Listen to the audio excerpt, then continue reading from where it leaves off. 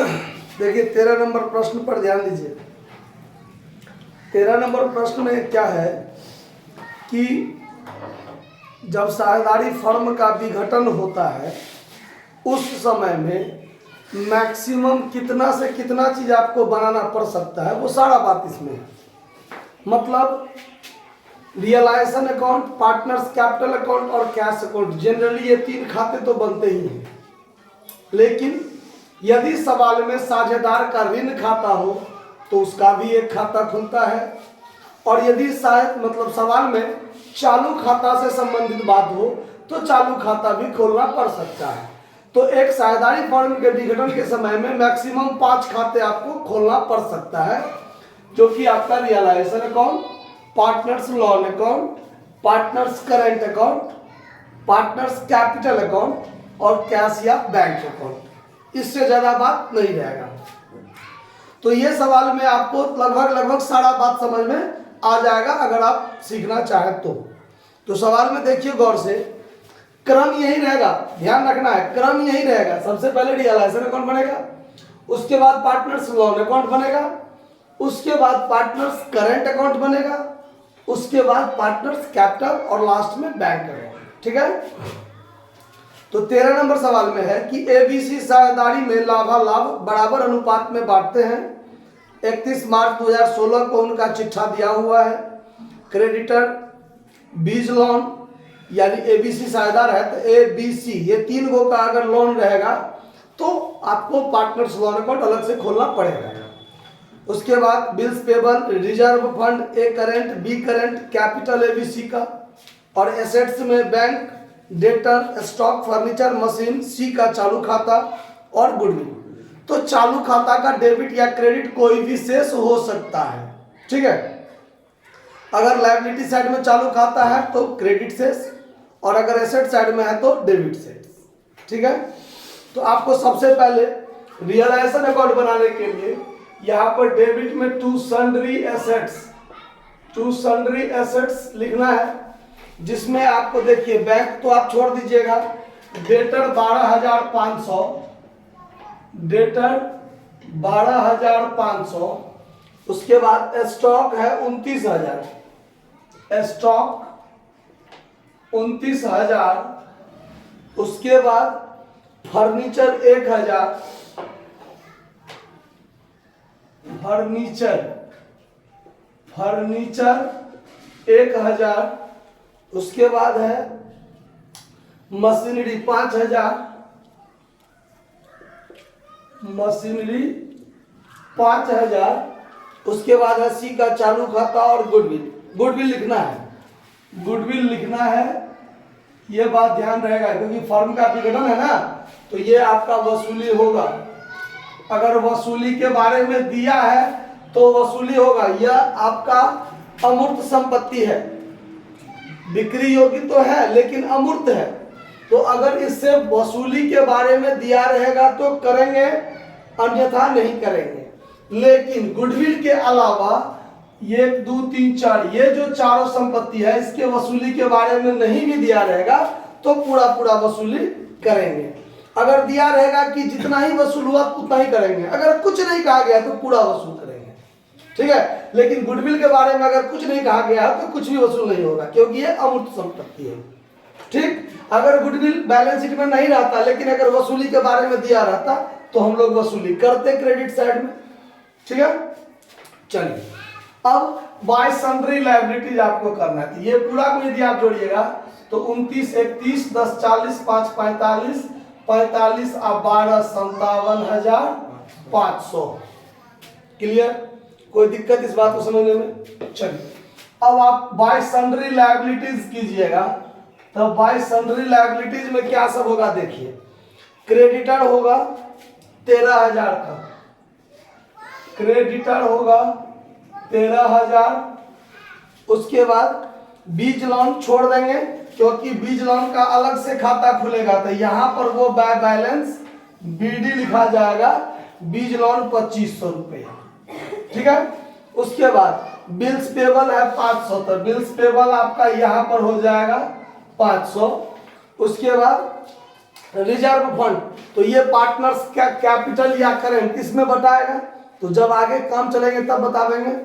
चलिए, ए का चालू खाता बी का चालू खाता होगा ही नहीं, पूंजी इसमें होगा ही नहीं, ठीक है। ये सब पूंजी खाता में जाएगा, चालू खाता वाला शेष चालू खाता में जाएगा, और एसेट्स में जो हम लोग बैंक छोड़े हैं वो बैंक अकाउंट में शेष जाएगा, इसीलिए छोड़े हैं। चलिए, तो बाय सन्ड्री लायबिलिटी में जाने वाला ये वो आइटम था 13,500। अब एडजस्टमेंट क्या कहता है, देखिए कि समापन की तारीख पर साझेदारों के मध्य निम्नलिखित समझौता किया गया। ए लेनदारों का भुगतान करने के लिए सहमत हुआ है, तो ए यानी साझेदार ए ने क्रेडिटर का भुगतान का भार लिया, तो यहां पर टू एज करेंट अकाउंट लिखेंगे। इससे पहले हम लोग करंट अकाउंट नहीं रहता था क्रेडिटर पे, अगर करंट अकाउंट नहीं रहता था सवाल में और साझेदार ने दायित्व का भुगतान करने का भार लेता था, तो टू एज कैपिटल अकाउंट लिखते थे। लेकिन जब सवाल में करंट अकाउंट वाली बात हो तो सारा लफड़ा, इसका मतलब है कि पूंजी स्थिर है, स्थिर रखा हुआ है बोलो, तो जितना भी लफड़ा साझेदारों के बीच में एडजस्ट होगा तो वो पूंजी खाता के माध्यम से जो भी होने वाला होगा वो करंट अकाउंट के माध्यम से होगा, पूंजी खाता में कुछ नहीं, ठीक है। इसीलिए यहां पर टू एज करंट अकाउंट लिखा जाएगा। उसके बाद बी ने स्टॉक 25,000 में लिया, तो साझेदार संपत्ति लिया, तो बाय बीज करंट अकाउंट कॉस्ट में लिख देंगे स्टॉक टेकन, कितना में लिया है 25,000 में लिया है, ठीक है। उसके बाद सी ने ख्याति को 15,000 में लिया, तो संपत्ति लिया by C's current account, C's current account cost में लिख देंगे गुडविल टेकन, कितना में लिया 15,000 में 15,000 में। अब चलिए, देय बिलों का भुगतान 10 रुपया कटौती पर किया गया, तो साझेदार नहीं ना किया गया है, साझेदार तो नहीं ना किया है, नगद में किया गया है, तो बिल्स पेबल को यहां भुगतान कर दीजिए टू बैंक अकाउंट लायबिलिटी पे, जिसमें बिल्स पेबल अकेले है उसका भुगतान 10 रुपया कटौती पर, तो बिल्स पेबल कितना का था 500 रुपया का, 10 रुपया कम पर, तब 490 रुपया में भुगतान होगा,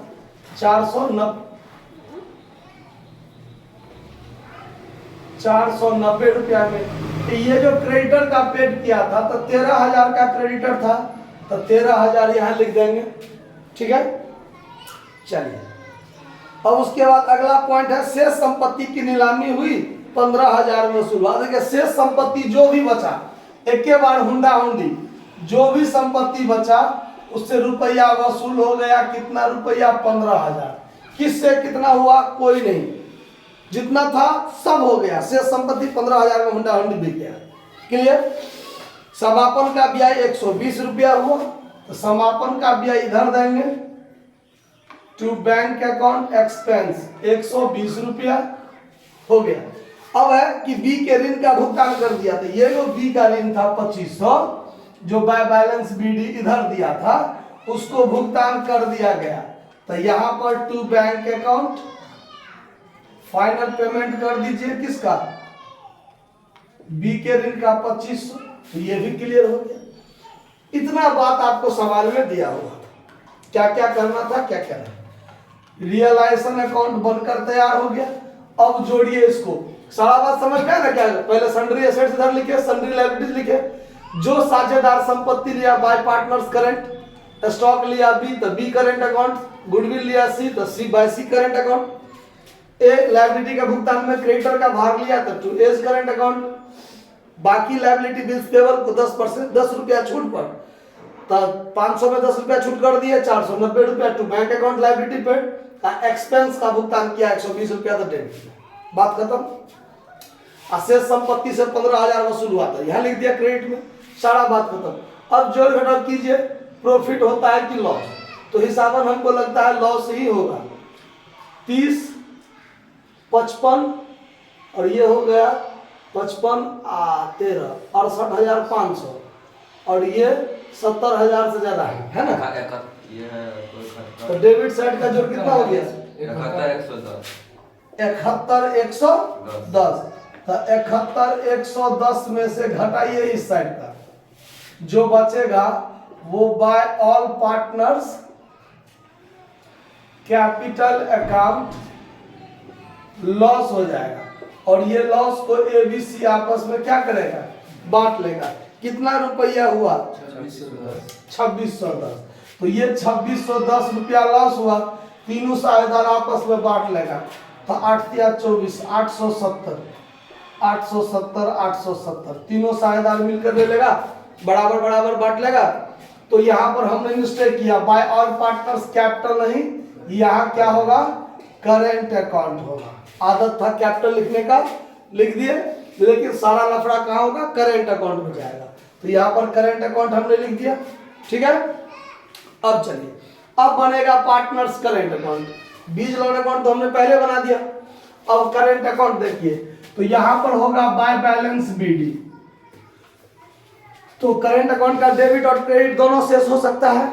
अगर लायबिलिटी में है AB का 1500, तो AB में 1500 बाय बैलेंस BD, और C का है एसेट्स में तो टू बैलेंस BD। B का इसमें काट के C में लिख देंगे, कितना है, 3000 एसेट्स में, तो ये 3000 यहाँ हो जाएगा। समझ में आ रहा है बात। अब आगे देखिए, अब इसमें जहां जहां हम लोग करंट अकाउंट लिखे, देखिए BC का इधर है, तो यहाँ लिखेंगे टू रियलाइजेशन अकाउंट। जो लफड़ा करंट कैपिटल में जाता था वो करंट में आएगा।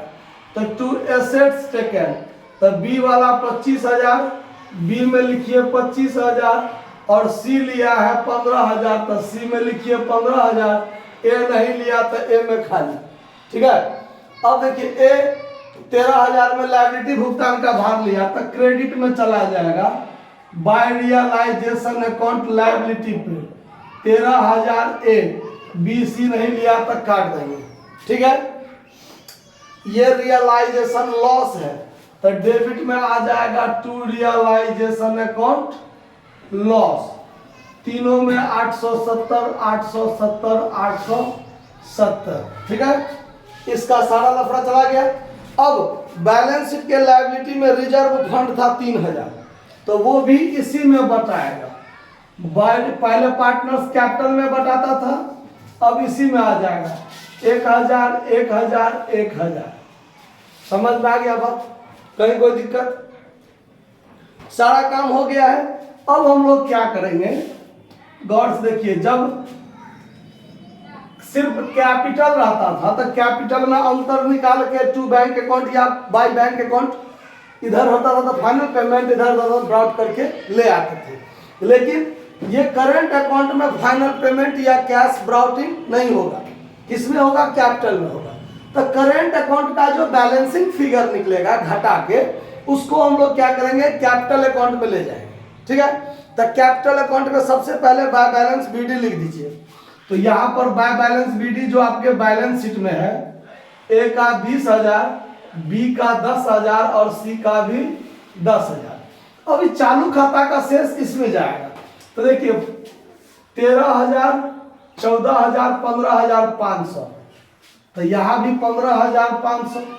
इधर जो घटेगा ये चला जाएगा टू कैपिटल अकाउंट में, टू कैपिटल अकाउंट में बैलेंसिंग फिगर। और अगर इधर घटेगा तो इधर भी हो जाएगा बाय कैपिटल अकाउंट,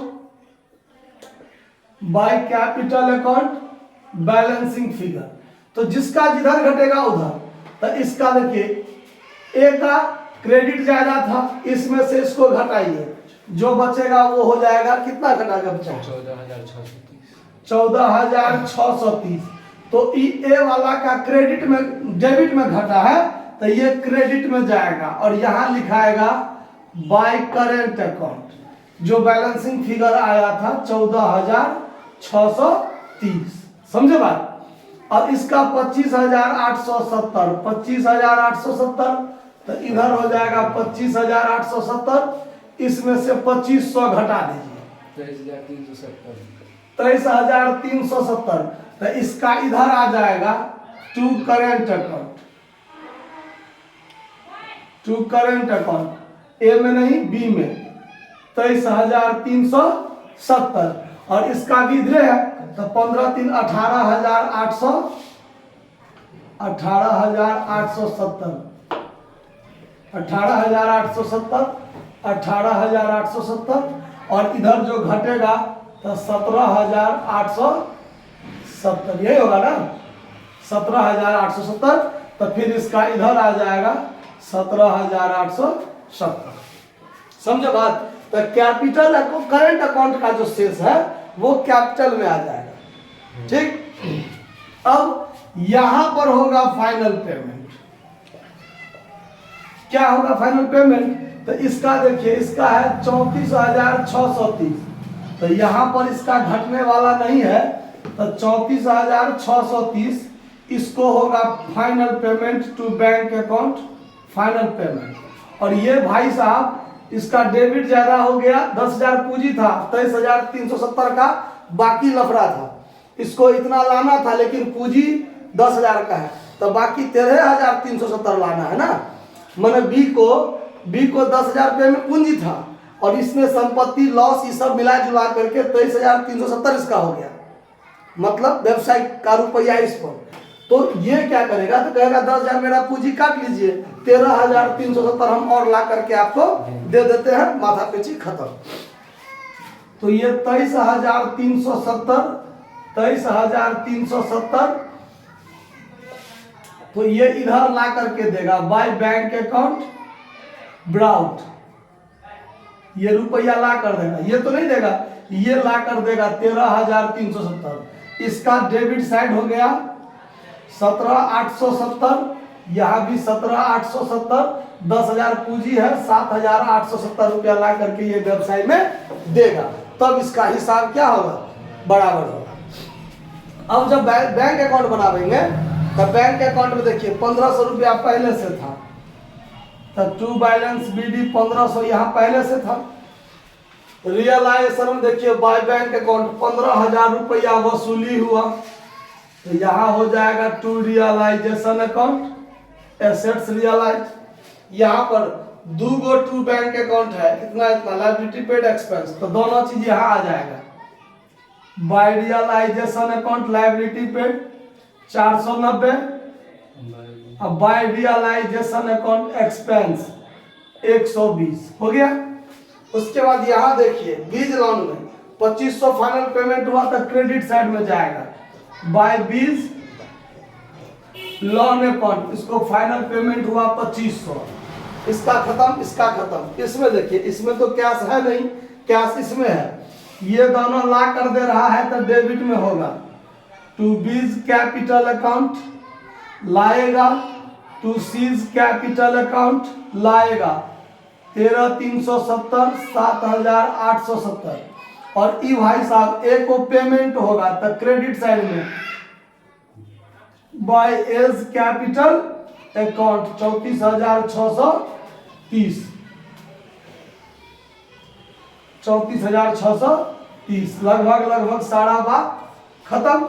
अब दोनों साइड जोड़ कर देखिए कितना कितना होता है, इसको जोड़िएगा कितना हो रहा है, जोड़िए 37,740, 37,740, इधर भी जोड़ कर देखिए उतना होता है 37,740। अगर हो जाता है तो ठीक है, हो गया 37,740। ये सवाल आपका बनकर तैयार। कहीं कोई दिक्कत है बात को समझने में, नोट कर लीजिए।